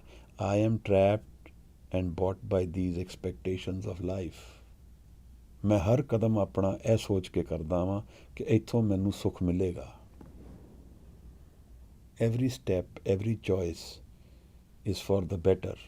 ਬਟ ਸਮੇਂ ਦੇ ਵਿੱਚ ਜਿਵੇਂ ਸਾਧੂ ਦੱਸਦਾ ਹੈ, ਸ਼ੂਗਰ ਕੋਟਡ ਪਿਲ ਪਹਿਲਾਂ ਤਾਂ ਮਿੱਠੀ ਲੱਗਦੀ ਹੈ, ਫਿਰ ਬਾਅਦ ਵਿੱਚ ਸਮਝ ਆਉਂਦਾ ਹੈ ਤੇ ਕੁਝ ਹੋਰ ਹੀ ਆ ਗਿਆ ਸਾਹਮਣੇ। ਚੋਇਸਿਸ ਤਾਂ ਮੇਰੀਆਂ ਹੀ ਹਨ। ਤਾਂ ਜਿਸਨੇ ਇਹ ਪ੍ਰਸ਼ਨ ਪੁੱਛਿਆ ਉਹ ਸਾਹਿਬ ਨੂੰ ਪੁੱਛਦੇ ਹਨ, ਕਿਤ ਬਿਦ ਆਸਾ ਮਨਸਾ ਖਾਈ। ਇਹ ਆਸਾ ਔਰ ਐਕਸਪੈਕਟੇਸ਼ਨ ਨੇ ਮੈਨੂੰ ਖਾ ਲਿਆ, ਇਸ ਨੂੰ ਮੈਂ ਕਿਵੇਂ ਜਿੱਤਾਂਗਾ? ਇਹਨੂੰ ਕਿਵੇਂ ਮੈਂ ਖਾਵਾਂਗਾ? ਜਿਹੜਾ ਮੇਰਾ ਮਨ ਮੈਨੂੰ ਖਾ ਰਿਹਾ ਹੈ, ਮੈਂ ਇਸ ਨੂੰ ਕਿਵੇਂ ਕਾਬੂ ਕਰ ਸਕਾਂਗਾ? ਮੈਂ ਕਿਵੇਂ ਜਿੱਤ ਸਕਦਾ ਹਾਂ ਮਨ ਨੂੰ? ਕਿਤ ਪਿਤ ਜੋਤ ਨਿਰੰਤਰ ਪਾਈ। ਜੋਤ ਤੋਂ ਭਾਵ ਲਾਈਟ ਹੈ। ਅਗਿਆਨ ਦੇ ਵਿੱਚ ਗਿਆਨ ਆ ਜਾਏ, ਉਹ ਲਾਈਟ ਹੈ। ਮੈਨੂੰ ਰਸਤਾ ਨਾ ਪਤਾ ਹੋਏ ਜੀਵਨ ਦਾ, ਕੋਈ ਮੈਨੂੰ ਰਸਤਾ ਦੱਸ ਦੇ, ਉਹ ਚਾਨਣ ਹੈ। ਕਿਤ ਬਿਦ, ਕਿਸ ਤਰ੍ਹਾਂ ਨਾਲ ਜੋਤ, ਜਿਹੜੇ ਜੀਵਨ ਦੇ ਵਿੱਚ ਸੋਲਿਊਸ਼ਨਸ ਕਿਵੇਂ ਲੱਭਣੇ ਹਨ। ਨਿਰੰਤਰ, ਇੱਕ ਵਾਰ ਮਿਲ ਜਾਏ ਤਾਂ ਨਾਲ ਸਦਾ ਰਹੇ। ਐਵੇਂ ਨਹੀਂ ਹਨ ਜਿਹੜੇ ਮਤੀ ਦਾਸ ਜੀ ਇੱਥੇ ਆਰੇ ਨਾਲ ਚਿਰਾਏ ਜਾ ਰਹੇ ਹਨ। ਉਹਨਾਂ ਨੂੰ ਇਹ ਗਿਆਨ ਹੈ ਕਿ ਜੀਵਨ ਦੇ ਜਾਣ ਨਾਲ ਜੀਵਨ ਖਤਮ ਨਹੀਂ ਹੋਣ ਵਾਲਾ। ਜੋ ਉਹਨਾਂ ਕੋਲ ਵਸਤੂ ਗੁਰੂ ਨੇ ਦੇ ਦਿੱਤੀ ਹੈ, ਉਸ ਤੋਂ ਸੱਤ ਦੀ ਗਿਆਨ ਸਦਾ ਲਈ ਆਨੰਦ ਦਾ ਇੱਕ ਸੋਮਾ ਉਹਨਾਂ ਵਿੱਚ ਫੁੱਟਿਆ ਹੋਇਆ ਹੈ। ਜਿਵੇਂ ਮਨਸੂਰ ਕਹਿ ਰਿਹਾ ਹੈ, ਉਹਨੂੰ ਕੱਟ ਰਹੇ ਹਨ ਸਰੀਰ ਨੂੰ ਔਰ ਮਨਸੂਰ ਹੱਸਦਾ ਹੈ। ਅਨਾਲ ਹੱਕ ਕਹਾਣੀ ਹੈ ਮਨਸੂਰ ਦੀ। ਮੁਸਲਮਾਨ ਮਤ ਵਿੱਚ ਆਪਣੇ ਆਪ ਨੂੰ ਰੱਬ ਕਹਿਣਾ बड़ा वड्डा दोष है। ਮਨਸੂਰ ਨੇ ਕਹਿ ਦਿੱਤਾ, ਅਨਾਹਲ ਹੱਕ, ਮੈਂ ਰੱਬ ਹਾਂ। ਉਹਨੂੰ ਕੱਟਿਆ ਜਾ ਰਿਹਾ ਹੈ। ਮਨਸੂਰ ਹੱਸਦਾ ਹੈ। ਉਹਨੂੰ ਪੁੱਛਦੇ ਹਨ, ਮਨਸੂਰ ਤੂੰ ਹੱਸਦਾ ਕਿਉਂ ਹੈ? ਤੈਨੂੰ ਤਾਂ ਕੱਟਿਆ ਜਾ ਰਿਹਾ ਹੈ। ਮਨਸੂਰ ਕਹਿੰਦਾ ਹੈ, ਮੇਰੇ ਸਰੀਰ ਨੂੰ ਕੱਟ ਰਹੇ ਹਨ, ਮੈਂ ਸਰੀਰ ਨਹੀਂ ਹਾਂ। ਜਿਸ ਨੂੰ ਇਹ ਕੱਟ ਰਹੇ ਹਨ ਉਹ ਕੱਟਿਆ ਨਹੀਂ ਜਾ ਸਕਦਾ। ਇਹ ਜੀਵਨ ਦਾ ਇੱਕ ਗਿਆਨ ਹੈ। ਕਿਤ ਬਿਤ ਜੋਤ ਨਿਰੰਤਰ ਪਾਈ। ਨਿਰੰਤਰ ਮੈਨੂੰ ਸਦਾ ਲਈ ਸਲਿਊਸ਼ਨਸ ਕਿਵੇਂ ਜੀਵਨ ਦੇ ਲੱਭ ਸਕਦੇ ਹਨ। ਕਿਆ ਬਾਤ ਹੈ। ਇਹ ਪ੍ਰਸ਼ਨ ਹੀ ਇਤਨੇ ਆਪਣੇ ਆਪ ਵਿੱਚ ਉੱਚੇ ਹਨ ਕਿ ਇਹਨਾਂ ਨੂੰ ਨਮਸਕਾਰ ਹੈ।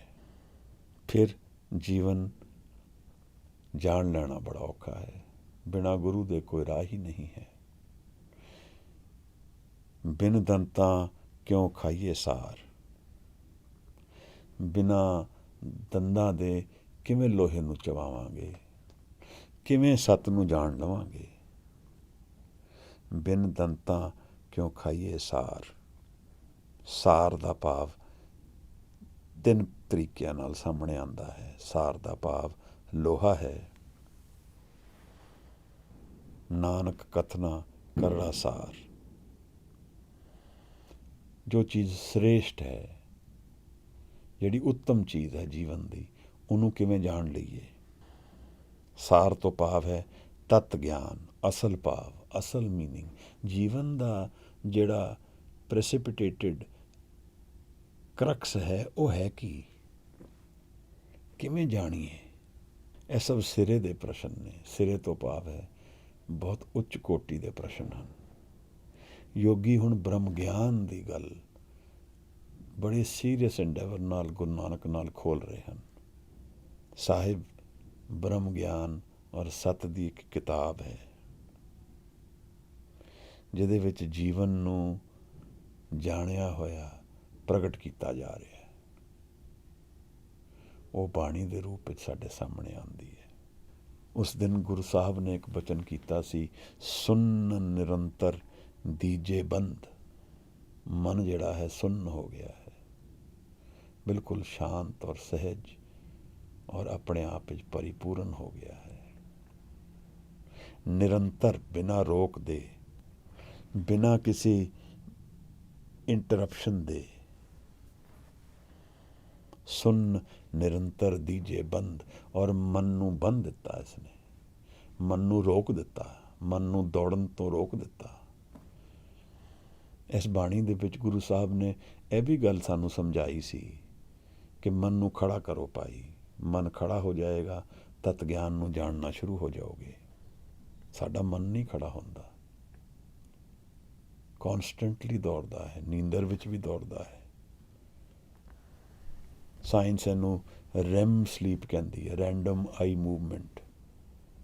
ਸੁਪਨੇ ਵਿੱਚ ਵੀ ਮੇਰਾ ਮਨ ਦੌੜ ਰਿਹਾ ਹੈ। ਬਸ ਥੋੜ੍ਹਾ ਸਮਾਂ ਹੈ ਜਿਹਦੇ ਵਿੱਚ ਕੁਝ ਸੈਕਿੰਡ, ਮਿੰਟਾਂ ਲਈ ਮਨ ਬਿਲਕੁਲ ਲੋਪ ਹੋ ਜਾਂਦਾ ਹੈ, ਕੁਝ ਵੀ ਨਹੀਂ ਰਹਿੰਦਾ। ਵੈਸਟ ਹੈ ਪੁੱਛਦਾ ਹੈ, ਇਹ ਕੀ ਹੁੰਦਾ ਹੈ ਸੁਪਨੇ ਦੇ ਵਿੱਚ, ਨੀਂਦਰ ਦੇ ਵਿੱਚ? ਇਹ ਕਿਹੜਾ ਸਮਾਂ ਹੈ ਜਦੋਂ ਕੁਝ ਵੀ ਨਹੀਂ ਹੈ, ਮਨ ਗਾਇਬ ਹੋ ਗਿਆ ਬਿਲਕੁਲ। ਉਦੋਂ ਉਨਮਨ ਅਵਸਥਾ ਵਿੱਚ ਮਨ ਚਲਾ ਗਿਆ। ਐਸੇ ਕਰਕੇ ਜਦੋਂ ਅਸੀਂ ਸੌਂਦੇ ਹਾਂ ਤਾਂ ਜਗਦੇ ਹਾਂ, ਫਰੈਸ਼ ਫੀਲ ਕਰਦੇ ਹਾਂ। 2 ਕਾਰਨ ਹਨ। ਇੱਕ ਤਾਂ ਸਲੀਪ ਦੇ ਵਿੱਚ ਅਸੀਂ ਆਪਣੇ ਅਧੂਰੇਪਨ ਨੂੰ ਸੁਪਨਿਆਂ ਦੇ ਜ਼ਰੀਏ ਪੂਰਾ ਕਰ ਲੈਂਦੇ ਹਾਂ, ਉਹਨੂੰ ਰੈਂਡਮ ਆਈ ਮੂਵਮੈਂਟ ਕਹਿੰਦੇ ਹਨ। ਇੱਕ ਜਿਹੜੇ ਮਨ ਦਾ ਸਰੋਤ ਹੈ, ਸੋਰਸ ਆਫ ਦਾ ਮਾਈਂਡ ਹੈ, ਉਹਦੇ ਨਾਲ ਜੁੜ ਜਾਂਦੇ ਹਾਂ। ਜਦੋਂ ਉੱਥੇ ਜੁੜਦੇ ਹਾਂ ਤਾਂ ਸਾਡੀ ਥਾਟਸ ਨਹੀਂ ਰਹਿੰਦੀਆਂ, ਮਨ ਬਿਲਕੁਲ ਸੁੰਨ ਹੋ ਜਾਂਦਾ ਹੈ। ਤਾਂ ਗੁਰੂ ਸਾਹਿਬ ਨੇ ਇਹ ਗੱਲ ਸਾਨੂੰ ਪਿੱਛੇ ਸਮਝਾਈ ਹੈ। ਦਰਅਸਲ ਬਾਣੀ ਇਤਨੀ ਗਹਿਨ ਹੈ ਕਿ ਇਹਨਾਂ ਦੇ ਵਿਚਾਰਾਂ ਨੂੰ ਬਾਰ-ਬਾਰ ਸਾਹਮਣੇ ਰੱਖਦੇ ਹੀ ਤਾਂ ਸਮਝ ਆਉਂਦੀ ਹੈ ਕਿ ਇਹ ਬਾਣੀ ਕਹਿ ਕੀ ਰਹੀ ਹੈ। ਇਹ ਮਨ ਦੀ ਸਾਈਕੋਲੋਜੀ ਨੂੰ ਸਮਝਾ ਰਹੀ ਹੈ, ਸਪਿਰਿਚੁਅਲ ਰੈਲਮ ਨੂੰ ਸਮਝਾ ਰਹੀ ਹੈ, ਜੀਵਨ ਬਾਰੇ ਸਮਝਾ ਰਹੀ ਹੈ, ਜੀਵਨ ਦੇ ਕਿਹੜੇ ਪ੍ਰਸ਼ਨ ਪੁੱਛਣੇ ਹਨ ਉਹ ਵੀ ਦੱਸ ਰਹੀ ਹੈ। ਆਤਮਕ ਰੋਸ਼ਨੀ, ਰੂਹਾਨੀ ਰੋਸ਼ਨੀ, ਇਹ ਜੋਤ ਹੋਇਆ, ਪਰਮਾਤਮਾ ਦਾ ਗਿਆਨ, ਇਹ ਜੋਤ ਹੈ, ਪਰਮਾਤਮਾ ਦਾ ਗਿਆਨ। ਅਸੀਂ ਇਮੈਜਿਨ ਕਰਦੇ ਹਾਂ ਕਿਵੇਂ ਹੋਏਗਾ, ਪਰ ਇਹ ਇਮੈਜੀਨੇਸ਼ਨ ਤੋਂ ਪਰੇ ਹੈ। ਨਾ ਮੇਰੇ ਕਰਨੇ ਦੇ ਅੰਦਰ ਹੈ, ਨਾ ਮੇਰੀ ਇਮੈਜੀਨੇਸ਼ਨ ਦੇ ਅੰਦਰ ਹੈ। ਦੇਖੋ, ਜੀ ਕਰਦਾ ਹੈ ਕਿ ਇਹਨਾਂ ਪ੍ਰਸ਼ਨਾਂ ਨੂੰ ਨਮਸਕਾਰ ਕਰੀਏ ਔਰ ਧੰਨਵਾਦ ਕਰੀਏ ਇਸ ਡਾਇਲੌਗ ਦਾ, ਜਿਹਦੇ 'ਚੋਂ ਸਾਨੂੰ ਮੌਕਾ ਮਿਲਿਆ ਮਨ ਦੀ ਤਹਿਾਂ ਦੇ ਵਿੱਚ ਉਤਰਨ ਲਈ। ਨਾਨਕ ਸਾਚਾ ਕਰਹਿ ਵਿਚਾਰ।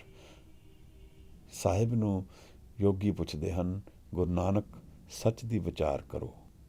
ਸੱਚ ਜਿਹੜਾ ਕਦੇ ਨਹੀਂ ਬਦਲਦਾ, ਜਿਹੜਾ ਸਦਾ ਹੈ, ਜਿਹੜਾ ਸਾਡੇ ਜੀਵਨ ਦਾ ਸਰੋਤ ਹੈ, source of R life, source of all creation, ਜਿੱਥੋਂ ਸਭ ਕੁਝ ਹੈ। ਉਸ ਦਿਨ ਮੈਂ ਨੈਸ਼ਨਲ ਜਿਓਗ੍ਰਾਫਿਕ ਦੇਖਦਾ ਸੀ ਤਾਂ ਇੱਕ 66 ਮਿਲੀਅਨ ਸਾਲ ਪਹਿਲੇ ਦੁਨੀਆ ਦੇ ਵਿੱਚ ਇੱਕ ਹਾਦਸਾ ਹੋਇਆ। 66 ਮਿਲੀਅਨ ਈਅਰਸ ਅਗੋ ਇੱਕ ਐਸਟਰੋਇਡ ਨੇ ਧਰਤੀ ਨੂੰ ਮਾਰਿਆ ਔਰ ਉਹਦੇ ਨਾਲ ਜਿਤਨੀ ਤਮਾਮ ਜੀਵਨ ਦੁਨੀਆ ਵਿੱਚ ਸੀ ਸਭ ਖਤਮ ਹੋ ਗਿਆ। ਇਹਨੂੰ ਮਾਸ ਡਿਸਟਰਕਸ਼ਨ ਕਹਿੰਦੇ ਹਨ, ਮਾਸ ਐਕਸਟਿੰਕਸ਼ਨ।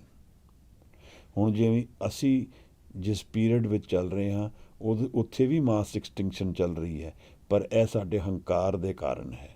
ਇਹਨੂੰ 6th ਮਾਸ ਐਕਸਟਿੰਕਸ਼ਨ ਕਹਿੰਦੇ ਹਨ। ਤਾਂ ਡਾਇਨਾਸੌਰਸ ਦਾ ਇਹ ਪੀਰੀਅਡ ਹੈ। ਐਸਟਰੋਇਡ ਨੇ ਧਰਤੀ ਨੂੰ ਮਾਰਿਆ ਹੈ, ਪਰ ਸਾਇੰਟਿਸਟ ਕਹਿੰਦੇ ਹਨ ਐਸਟਰੋਇਡ ਦੇ ਮਾਰਨ ਕਰਕੇ ਨਹੀਂ ਮਰੇ ਹਨ। ਮੌਤ ਜੀਵਨ ਵਿੱਚ ਖਤਮ, ਜੀਵਨ ਵਿੱਚ ਇਸ ਤਰ੍ਹਾਂ ਮੌਤ ਆਈ ਹੈ ਕਿ ਜਿੱਥੇ ਉਹ ਐਸਟਰੋਇਡ ਲੱਗਿਆ ਹੈ ਉੱਥੇ ਸਲਫਰ ਦਾ ਭੰਡਾਰ ਹੈ ਔਰ ਉਸ ਸਲਫਰ ਨੇ ਕਈ ਸਾਲਾਂ ਲਈ ਦੁਨੀਆ ਨੂੰ ਪੂਰਾ ਢੱਕ ਦਿੱਤਾ ਸੂਰਜ ਤੋਂ, ਜੀਵਨ ਖਤਮ ਹੋ ਗਿਆ। ਤਾਂ ਇਹ ਕਮਿੰਗ ਟੂਗੇਦਰ ਆਫ ਇਵੈਂਟਸ ਹੈ। ਇਹਨੂੰ ਕੌਜ਼ੇਸ਼ਨ ਕਹਿੰਦੇ ਹਨ, ਕੌਜ਼, ਕਾਰਨ। ਜੇ ਉਹ ਐਸਟਰੋਇਡ ਕਿਧਰੇ ਹੋਰ ਗਿਰਿਆ ਹੁੰਦਾ ਤਾਂ ਇਹ ਨਾ ਹੁੰਦਾ, ਪਰ ਉਸ ਵੇਲੇ, ਉਸ ਸਮੇਂ ਵਿੱਚ, ਉਸ ਜਗ੍ਹਾ 'ਤੇ ਜਿਸ ਤਰ੍ਹਾਂ ਉਹ ਲੱਗਿਆ, ਇਹ ਨਿਰੰਕਾਰ ਦੀ ਕ੍ਰੀਏਸ਼ਨ ਹੈ। ਉਹ ਜਦੋਂ ਚਾਹੁੰਦਾ ਹੈ ਬਣਾਉਂਦਾ ਹੈ, ਜਦੋਂ ਚਾਹੁੰਦਾ ਹੈ ਮੁਕਾ ਦਿੰਦਾ ਹੈ। ਹੁਣ ਇੱਥੋਂ ਸਮਝੀਏ ਕਿ ਇਹਦਾ ਮਤਲਬ ਉਹਦੀ ਦਇਆ ਹੈ ਕਿ ਅੱਜ ਅਸੀਂ ਜੀ ਰਹੇ ਹਾਂ। ਜੇ ਉਹ ਚਾਹੇ ਤਾਂ ਇਹੋ ਜਿਹਾ ਕੋਈ ਵੀ ਇਵੈਂਟ ਕਿਸੇ ਵੇਲੇ ਸਮੇਂ ਕਿਸੇ ਵੀ ਤਰ੍ਹਾਂ ਹੋ ਕੇ ਦੁਨੀਆ ਨੂੰ ਫਿਰ ਖਤਮ ਕਰ ਸਕਦਾ ਹੈ। ਜੇ ਇਸ ਪਲੇਨ ਤੋਂ ਦੁਨੀਆ ਨੂੰ ਜਾਂ ਜੀਵਨ ਨੂੰ ਵਿਚਾਰਾਂਗੇ ਤਾਂ ਸਭ ਕੁਝ ਬਰਾਬਰ ਦਿਖੇਗਾ। ਚੰਗਾ ਮਾੜਾ ਸਭ ਇੱਕ ਜਿਹਾ ਹੋ ਜਾਏਗਾ। ਸਕਸੈਸ ਔਰ ਫੇਲੀਅਰ ਸਭ ਬਰਾਬਰ ਹੋ ਜਾਏਗਾ, ਕਿਉਂਕਿ ਜੀਵਨ ਹੀ ਪੂਰਾ ਖਤਮ ਹੋਣ ਦੇ ਕਗਾਰ 'ਤੇ ਕਿਸੇ ਵੇਲੇ ਵੀ ਖੜਾ ਹੋ ਸਕਦਾ ਹੈ। ਦਇਆ ਧਰਮ ਦਇਆ ਕਾ ਪੂਤ, ਤੌਲ ਧਰਮ ਦਇਆ ਕਾ ਪੂਤ। ਦਇਆ ਦੇ ਕਾਰਨ ਦੁਨੀਆ ਚੱਲਦੀ ਹੈ, ਉਸ ਦੀ ਦਇਆ ਹੈ। ਤਾਂ ਜਦੋਂ ਸਾਡਾ ਮਨ ਦਇਆ ਨਾਲ ਭਰਦਾ ਹੈ ਤਾਂ ਅਸੀਂ ਉਸ ਦੇ ਨਾਲ ਜੁੜਦੇ ਹਾਂ, ਉੱਥੋਂ ਅਸੀਂ ਧਰਮ ਨੂੰ ਕਮਾਉਂਦੇ ਹਾਂ। ਦਇਆ ਤੋਂ ਇਹ ਮਤਲਬ ਨਹੀਂ ਹੈ ਸਿੰਪਥੀ, ਦਇਆ ਤੋਂ ਮਤਲਬ ਪ੍ਰੇਮ ਹੈ। ਯੋਗੀ ਪੁੱਛਦੇ ਹਨ ਗੁਰੂ ਨਾਨਕ ਸਾਹਿਬ ਨੂੰ, ਨਾਨਕ ਸਾਚਾ ਕਰਹੁ ਵਿਚਾਰ। ਇਹਨੂੰ ਵਿਚਾਰ ਕਰੀਏ। ਅੱਜ 1 ਘੰਟਾ ਹੋ ਗਿਆ ਅਸੀਂ ਪ੍ਰਸ਼ਨਾਂ 'ਚ ਹੀ ਫਸ ਗਏ ਹਾਂ। ਮੈਨੂੰ ਲੱਗਦਾ ਸ਼ਾਇਦ ਇਹਦੇ ਜਵਾਬ ਕੱਲ੍ਹ ਕਰੀਏ ਵਿਚਾਰ ਤਾਂ ਚੰਗਾ ਰਹੇਗਾ, ਨਹੀਂ ਤਾਂ ਸਮਾਂ, ਕਿਉਂਕਿ ਇਹ ਜਿਹੜੇ ਪ੍ਰਸ਼ਨ ਦੇ ਉੱਤਰ ਹਨ ਇਹ ਉਸ ਤੋਂ ਵੀ ਜ਼ਿਆਦਾ ਉੱਪਰ ਹਨ। ਇਹਦੇ ਵਿੱਚ ਜਨਮ, ਮਰਨ ਔਰ ਸ਼ਬਦ ਔਰ ਮਨ ਨੂੰ ਕਾਬੂ ਕਰਨ ਦੀ ਵਿਧੀ ਦੱਸੀ ਗਈ ਹੈ। ਜੋਤ ਨੂੰ ਜੀਵਨ ਵਿੱਚ ਕਿਵੇਂ ਉਤਾਰਿਆ ਜਾ ਸਕਦਾ ਹੈ, ਮਨ ਦੇ ਵਿੱਚ ਕਿਵੇਂ ਹਨੇਰਾ ਅਗਿਆਨ ਮਿਟਾ ਕੇ ਗਿਆਨ ਨੂੰ ਉਤਾਰਿਆ ਜਾ ਸਕਦਾ ਹੈ, ਇਹ ਦੱਸੀ ਜਾ ਰਹੀ ਹੈ ਗੱਲ। ਕਿਉਂਕਿ ਸਮਾਂ ਸ਼ਾਇਦ ਪਾਰ ਚਲਾ ਗਿਆ, ਇਤਨੀ ਦੇਰ ਸ਼ਾਇਦ ਵਿਚਾਰ ਨਾ ਹੋ ਸਕੇ। ਇੱਕ ਵਾਰ ਮੈਂ ਉੱਤਰ ਪੜ੍ਹ ਦਿੰਦਾ ਹਾਂ, ਫਿਰ ਅੱਜ ਦੀ ਸਮਾਪਤੀ ਕਰਕੇ ਆਪ ਅਗਰ ਆਗਿਆ ਦਿਓ ਤਾਂ ਜਵਾਬ ਅਸੀਂ ਕੱਲ੍ਹ ਵਿਚਾਰਾਂਗੇ। ਸਤਿਗੁਰ ਕੇ ਜਨਮੇ ਗਵਨ ਮਿਟਾਇਆ, क्या बात है। अनहद राते ਇਹ ਮਨ ਲਾਇਆ। अनहद विचारना पएगा की है। मनसा आसा शब्द जलाई, गुरमुख जोत निरंतर पाई। त्रै गुण मेटे खाइए सार। हुण इत्थे त्रै गुणां नूं विचारना पएगा। ਇਹ पार लंघण ਦੀ ਗੱਲ ਹੋ ਰਹੀ ਹੈ महाराज। एक सादा जन मेरे वर्गा या आप वर्गा किवें ब्रह्म ਗਿਆਨ ਨੂੰ ਕਾਬੂ ਕਰ ਸਕਦਾ ਹੈ, ਗੁਰੂ ਨਾਨਕ ਸਮਝਾ ਰਹੇ ਹਨ। ਇਸ ਤੋਂ ਜ਼ਿਆਦਾ ਸੀਰੀਅਸ ਸਪਿਰਿਚੁਅਲ ਡਿਸਕਸ਼ਨ ਦੁਨੀਆ ਵਿੱਚ ਕੋਈ ਨਹੀਂ ਹੈ। ਮੈਂ ਮਾफ़ी ਚਾਹੁੰਦਾ ਹਾਂ ਕਿਉਂਕਿ ਕਈ ਸਮੇਂ ਬਾਅਦ ਅੱਜ ਵਿਚਾਰ ਦੁਬਾਰਾ ਖੁੱਲੀ ਹੈ, ਮਨ ਵੀ ਬਹਿ ਗਿਆ ਹੈ, ਸਮੇਂ ਦੀ ਉਲੰਘਣਾ ਹੋ ਗਈ ਹੈ। ਤ੍ਰੈ ਗੁਣ ਮੇਟੇ ਖਾਈਏ ਸਾਰ, ਨਾਨਕ ਤਾਰੇ ਤਾਰਨਹਾਰ। ਜੇ ਆਪ ਆਗਿਆ ਦਿਓ ਤਾਂ ਇੱਥੇ ਸਮਾਪਤੀ ਕਰੀਏ। ਮੇਰੀ ਭੁੱਲਾਂ ਮਾफ़ੀ ਦੇਣਾ। ਕੱਲ ਫਿਰ ਵਿਚਾਰ ਆਰੰਭ ਕਰਾਂਗੇ। ਇਹਨਾਂ ਪ੍ਰਸ਼ਨਾਂ ਦਾ ਉੱਤਰ ਕੱਲ ਸਮਝਣ ਦੀ ਕੋਸ਼ਿਸ਼ ਕਰਾਂਗੇ। ਜੇ ਕੋਈ ਸੁਧਾਰ ਕਰਨਾ ਚਾਹੇ, ਕੁਝ ਕਹਿਣਾ ਚਾਹੇ ਤਾਂ ਮੋਸਟ ਵੈਲਕਮ। ਵਾਹਿਗੁਰੂ ਜੀ।